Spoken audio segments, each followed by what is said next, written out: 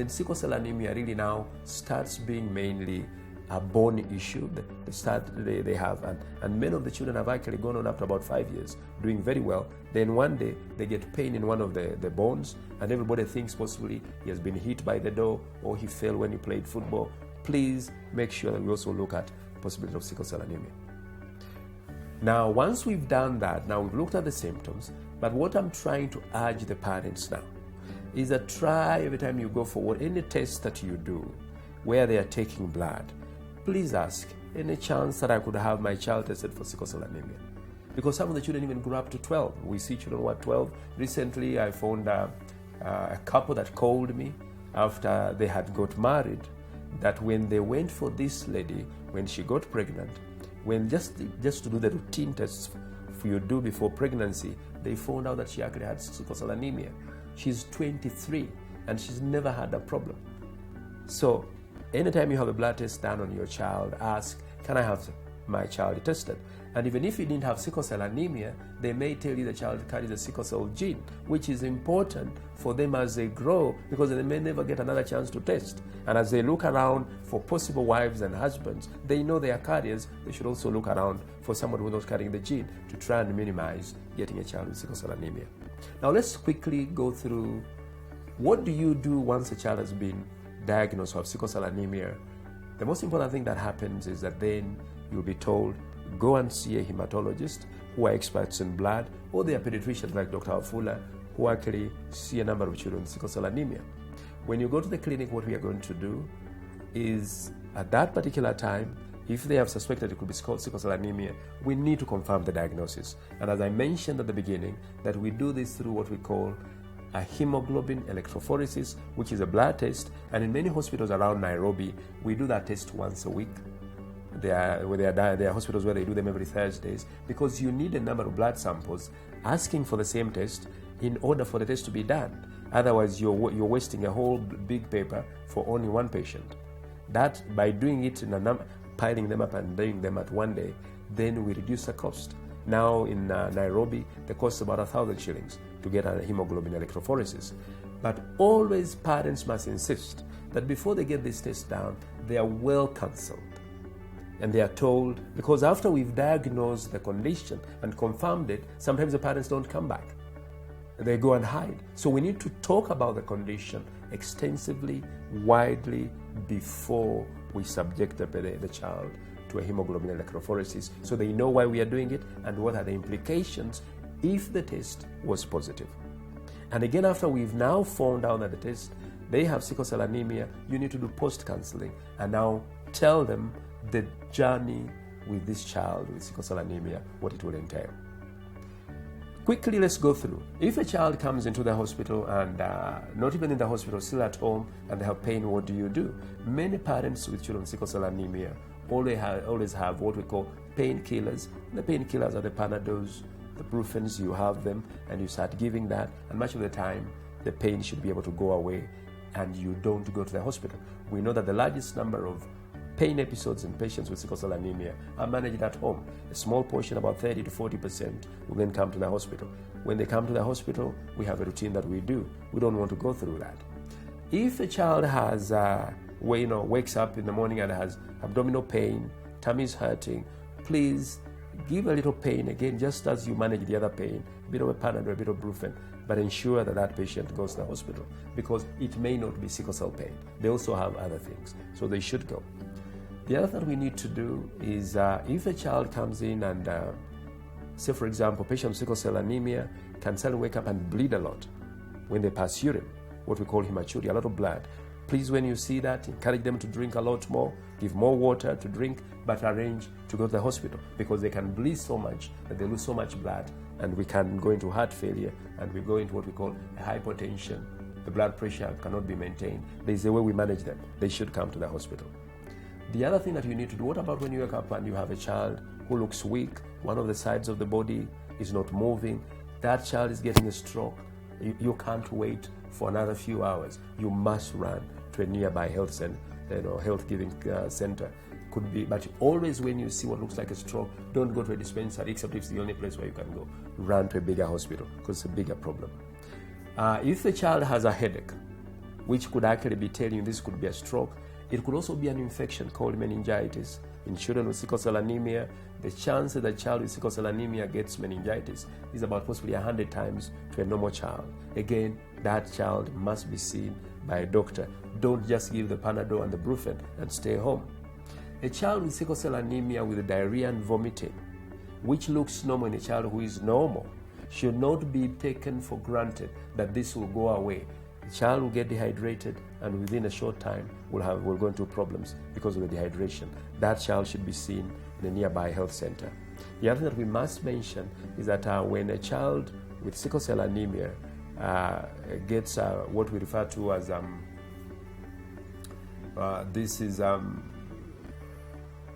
just when they look like they just don't want to wake up.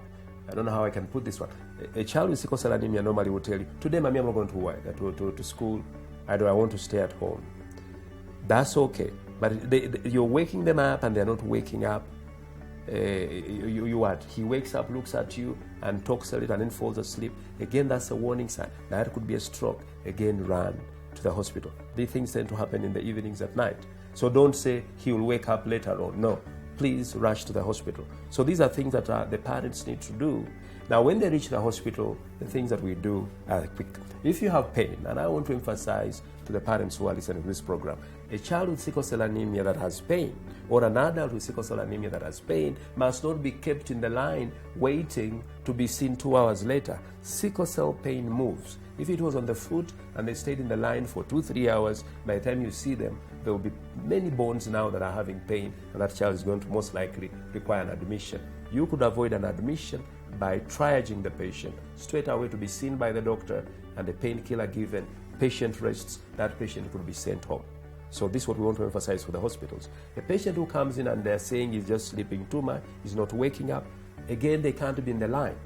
You would actually lose them as they wait in the line. A child with a headache that comes to the hospital must not be managed like other children. You have a headache, let's give you Panadol and go home. That child needs a lot of investigations. So what do we do when we enter the hospital? 3 things. 1, we do a quick assessment of the patient to know what roughly are we dealing with. If it's pain, we want to know whether there's a trigger for the pain. Is it an infection? Is it a child dehydrated? Is there anything else that could have triggered the pain? So because of that, we now need to manage the pain, but we also need to stop what could be triggering that. We also want to make sure they have no infections. And many of the patients with sickle cell anemia, when they enter the hospital, they'll have blood done. Is this an infection? Infections in patients with sickle cell anemia can be occult. It may not be obvious. They may be no fever at all, and they're severely sick. So we normally do blood tests. We look possibility of infection. You want to know whether they are anemic, because that may not actually, especially for smaller babies of less than 2-3 years, if they are getting that sequestration, you need to make sure that they don't have that bad anemia than what they normally have. So once you've done that, there's no anemia, and the pain has been controlled, they could go home. Patient pain not being controlled, patient requires an admission. If they come in and an infection, it's not a bad infection, it can be treated and they can go home. But whenever you're not happy with the patient with sickle cell anemia, an admission. The last one that I want to mention for doctors in the hospital is that the mother always knows her child, the boy or the girl, better than the doctor or the nurse. If the mother is worried about their child, even if the child to you doesn't look very sick, please get this child admitted, because normally the mother do not come to you all the time. For adults with sickle cell anemia, I think I need to mention to people who are listening to this program and in the healthcare, those who are in the hospitals, dispensaries, or clinics. For adults, when they come, they normally know what works for them. So I'm requesting anybody who listens to this program and is a doctor and is a nurse and all that, to work with these adults with sickle cell anemia to help them to be managed well. They sometimes know the dose of a painkiller that works. They also know the type of painkiller that works. That doesn't work on me, that works. Now, for you to try to tell them this is not good because I know I'm the doctor, it's okay. But for sickle cell anemia, just like any other chronic condition, survival, if one would call it, or good living. Let's start by saying that you need to know your condition very well. That's one of the tips. And to accept your condition, that I have sickle cell anemia and I'm going to live with it. Once you do that, That's the first thing that you need to do, to accept the condition and then to try and know as much information about your condition. Even the parents, when they have a child with sickle cell anemia, accept the condition and try and get as much information. The more informed you are, the better. The other thing that you need to do for children with sickle cell anemia is to make sure that they know as they get bigger that this you can do, this you can't do. Excessive playing, playing when it's very hot, playing in the rain, all these things will trigger a painful episode in the end of the day. Regular drinking, you're talking about possibly for adults about possibly 5 to 8 glasses of water. But for children, it's very difficult to tell them to drink a lot of water, but the parents must know that they must keep drinking. And we no longer talk about water. We're now saying drink anything that you like, what suits you.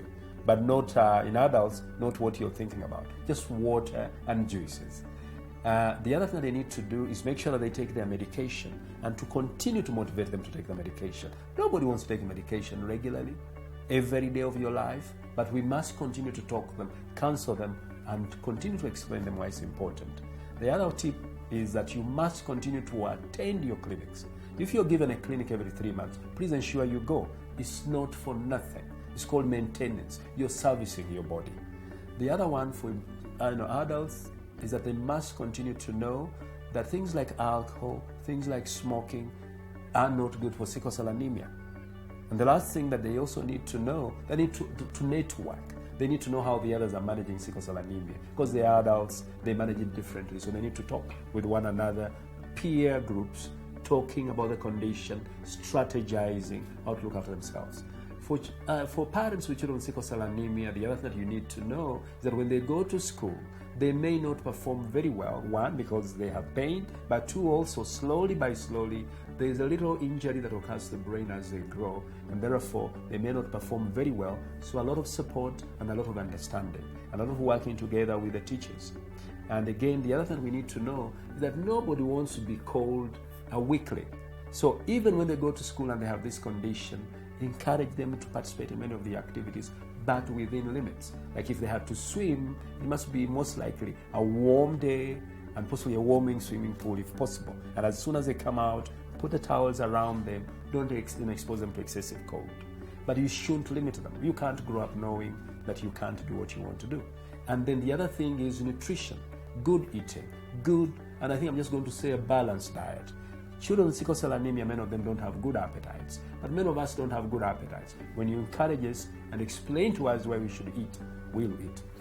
These are the tips. Eat well, sleep well. And the last thing for children with sickle cell anemia, parents ensure that they are adequately vaccinated.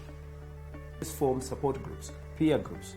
You know one that has sickle cell anemia, talk to them as you go to the clinics, see how you can work together, how you can share ideas and how you can work together. For parents, again, we are saying that if you think you're the only one who has a sickle cell child with sickle cell anemia, you're going to hide and run away from the entire world. Please know that there are many other parents out there who have children with sickle cell anemia, and you need to come together, you need to work together, you need to strategize for your children, because they are going to grow and they're going to become adults. So the more you prepare them for that adulthood, the better. And in this country now, we have the Children's Sickle Cell Foundation, formed in 2001, and it was formed mainly by parents and friends of children with sickle cell anemia. And what was the purpose? Just to offer a shoulder of help, a shoulder that you can cry on, something that you can share the same things that that affect you both, or 3 of you or 4 of you. We meet, this association is open for those with the children with sickle cell anemia, to those who are related to people with sickle cell anemia, to those with the sickle cell anemia itself. Whereas the name is Children's Sickle Cell Foundation, it has members. And then we also have friends, and we have professionals.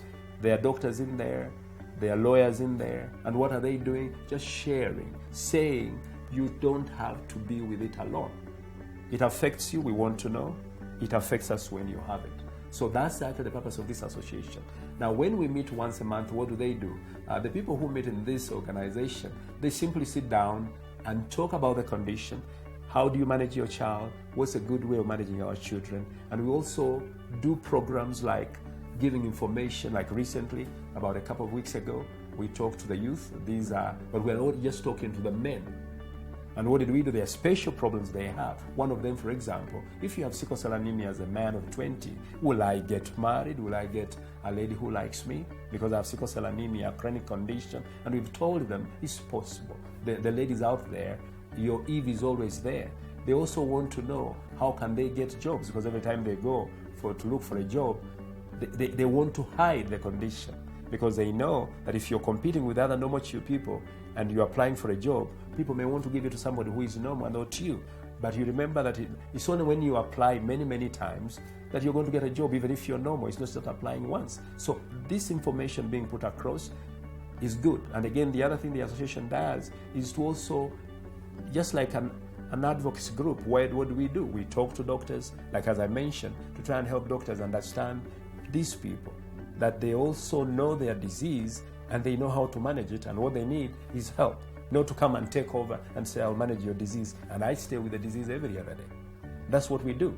We also do things like just meeting parents, new parents, and we talk to them. If we are told there's a new parent in Nairobi Hospital or Aga Khan or Gertrude, and we come to know about it, we send one of the members to go there and encourage them, especially at that time when the child is being diagnosed or soon after diagnosis, to empathize with them, to give them hope, that there is hope after the diagnosis has been made.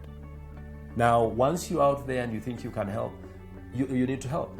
How do you become a member? Very simple. When you come, we'll be able to tell you there's a fee you pay, but the fee should not be something to scare you to join, because the fee can be paid out in the whole year. It's once a year, and you can pay it in small amounts. Let me now address any parent who has a child with sickle cell anemia out there, to tell them that, you know what, there are many conditions that now have been diagnosed. We have HIV and everybody's waking up. People have TB and they're saying, here we are. Even children with sickle cell anemia should come out. Remember recently the diabetics are coming out. So even children with sickle cell anemia must be brought out of those cupboards that you're keeping them in. They are children of God, and God doesn't make a mistake. When He gives you sickle cell anemia as a patient, as a parent, is also given the means to look after that child. And two, if we don't know that you exist in a nation, how will we prepare for you? How will we start saying a hospital should be prepared, a clinic should be put up? How should we know that they need special vaccinations if nobody tells us? How are we going to prepare for them when we don't know? The third one is that how long are you going to keep them? As I say, that one time it was said that sickle cell anemia was a childhood condition. It's no longer a childhood condition. We have now people in this country, we have the oldest could be possibly 68. These people are getting married. Now, if you're going to get married and your dad kept you away for quite a long time, how are we going to know that there are people to marry? And two, how is the dad going to look after you even when you're 30? Aren't you going to let go? And that's why now the talk that we had a few days ago, we mentioned the word to transit, to move them on. They must be able to go to a hospital themselves. So if you're keeping him for how long? Because he needs to go out himself and say, you know what, here I am, I have sickle cell anemia, and I've come to see the doctor, and talk to the doctor and get advice from the doctor, and also go out to school and read. There are doctors now. There's one of them who is now somewhere in South Africa working as a doctor, Kenyan doctor, sickle cell anemia. They are there. And because they are there, the more you keep yours, the more you deny them the chance to interact with the others and to see